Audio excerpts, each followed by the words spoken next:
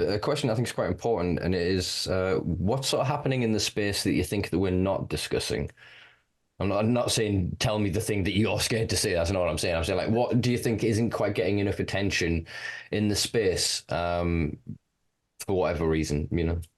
Yeah, I've got a lot of takes on this, but the first one that comes to mind is the laser focus on psychedelics and mushrooms as they relate to North America, Europe, Israel, and Australia. If you look at the clinical trials that are happening right now, there's almost no clinical trials or any kind of newsworthy happenings outside of those aforementioned very Anglo-centric, Euro and North American-centric places. But I would like to say that people all over the planet use mushrooms and psychedelics. So that's something I've really tried to pick up the slack with Mycopreneur. Is like there's so many incredible stories coming out of Africa, coming out of places you never would have guessed that receive zero attention. There are unbroken lineages of traditional mushroom use in African tribes that are gate kept because people saw what happened with Maria Sabina and with other places. Is like when a culture gets colonized, the first thing that happens is the sacred traditions get attacked.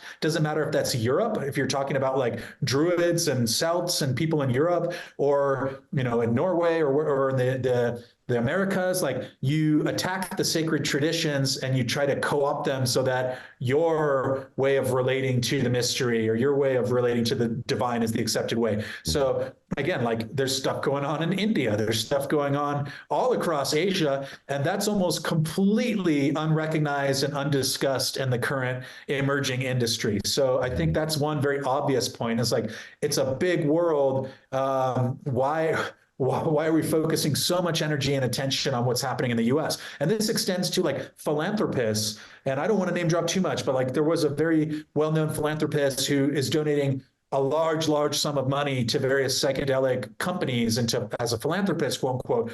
He went to South America for his initial psychedelic experiences, and not a dollar that's been publicly disclosed is going to those people. It's all going, it's like, I had this amazing psychedelic experience with this indigenous group down in South America. I'm going to fund research in New York City. It's like, does anybody else not recognize the disconnect there, the fundamental disconnect? And I think there's a lot of that type of thinking right there. There's a lot of like philanthropy that in reality is just investment. It's just like, how can I capture this market? How can I exploit this loophole? So I don't want to speak to everyone that has those motivations or intentions, but it certainly seems to be happening. So yeah, pay attention to the whole world. Literally, like for my newsletter, which I'll plug in a moment and things like that, I'll just Google like Africa mushroom news 2024 or, Bhutan mushroom story.